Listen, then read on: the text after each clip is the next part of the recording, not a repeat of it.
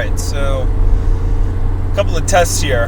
Testing out my new tablet here that I just got, and also I'm testing out doing a video while I'm driving. Spent a lot of time in my car, so I figured I want to make the time more useful rather than listening to sports radio and get some of my videos knocked out. So I want to see how this looks. Hopefully this looks pretty good. Can keep watching the road pretty safely here. And I'll look down and say hi every once in a while to you, my people. So here's so I've been listening to a lot of Alan Watts. I've been doing, and a lot of the things that I'm going to be talking about is really my regurgitation of Alan Watts's talks that I've been listening to, and my spin on them. And obviously, I was very upset the fact that it took me, over 30 years to find Alan Watts, and I was a philosophy major, and I never heard of him before. And I see a lot of his impact on people like George Carlin, and movies that have been made talking about what this man talked about. So I want to share some of these thoughts because my transition from I don't want to say a religious person. I was never really hardcore religious, but I was a believer in God when I was young. We used to say grace. I went to temple. My mom is Jewish and my dad is Catholic, but we never really practiced very much as far as the I did a little bit of Hebrew school, and I did a little bit of Sunday school. So the process of finding what I thought was true, and then I actually started researching everything, and found out none of it was really true. So I went to hardcore, really atheism, like there is no God, and all about science and hardcore facts, and I was there for a while, and I started not believing in really anything, obviously, astrology, any kind of healing stuff, any kind of mystical, spooky stuff. I was all hardcore science. And once you go down that route, whatchamacallit,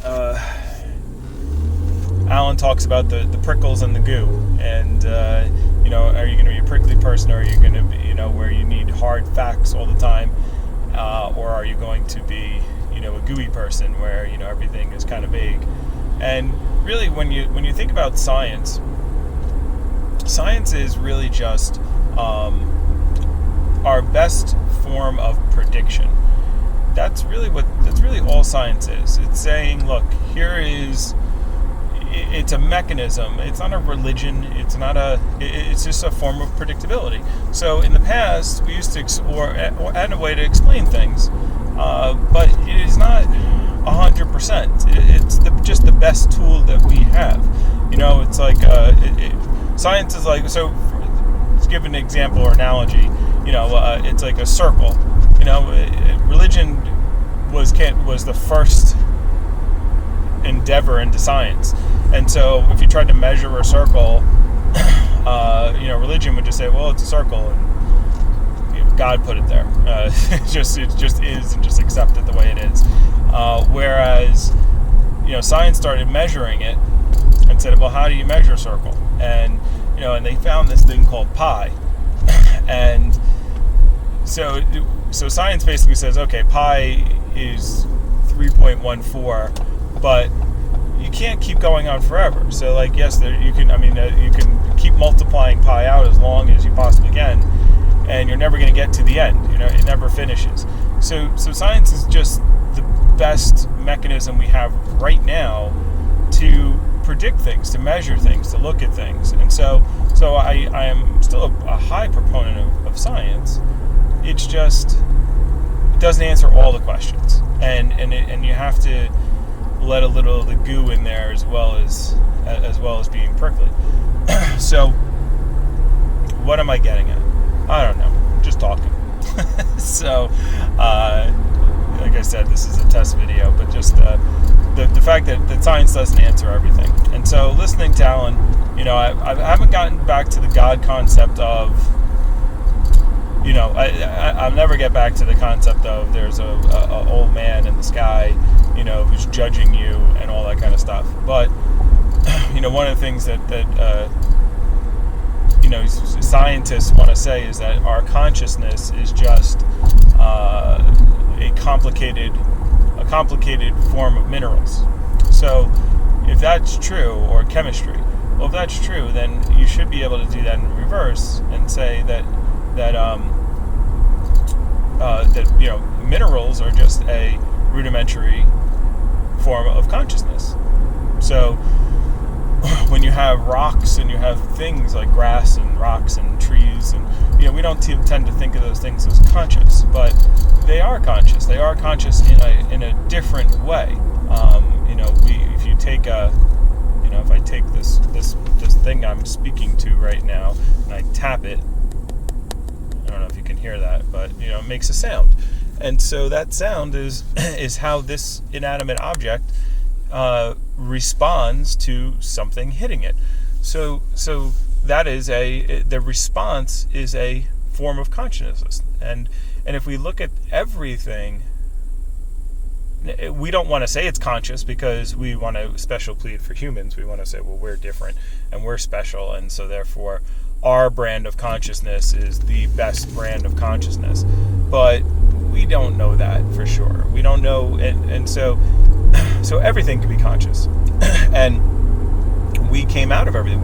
Humans are not different than everything else. We're made of the same minerals. We're not special beings. We are what happens on planets, and we are a different form of consciousness as opposed to. So when you tap on me, I don't just make a sound. I get a feeling. I get things, and bells and whistles and colors and lights go on in my brain. But it's just different reaction. It's all consciousness really is reaction to stimulus, and how you process that stimulus. So the point being is we're not special. We just have a different form of consciousness, and since we are conversing with each other as humans, we think we are amazing. A dolphin, whales might think that they're amazing and think that humans are really stupid. We run around and they do all this stuff, and you could just be really big and float around the ocean and make cool sounds, and that would be a much better life than the things that we do. So there is no better. It's just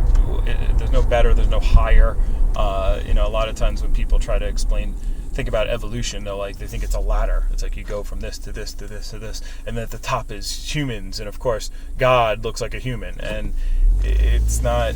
That's not how it goes. It's we just happen to be one of the species, and being conscious, the way our consciousness works, allows us to predict the future, and we're allowed to some sort of reliability. So instead of having to react like a rabbit can't figure out, this is a street, and if I go on it, there's these big cars coming by, and I probably should just not walk on this, or I can look and see it. They just react to, oh my God, there's a big freaking thing moving fast at me, and let me run. And so it's just a different level of consciousness. So our consciousness, human consciousness, we can predict the future. And unfortunately, because we can predict the future, and because we have science, and because we can look at things and use logic and use deductive reasoning, it's a survival. It's good for our survival. That's why we dominate the planet at this time, because we're not stronger or faster, or we don't have claws and teeth and the ability to defend ourselves as other animals do. However, go this way. However, we are able to make weapons and make things and hide and predict, track things in a way, because of the fact that we have the our intellect and our logic is just a survival tool. It doesn't make it better, doesn't make it different, doesn't make us any special. We die just like animals. We do everything.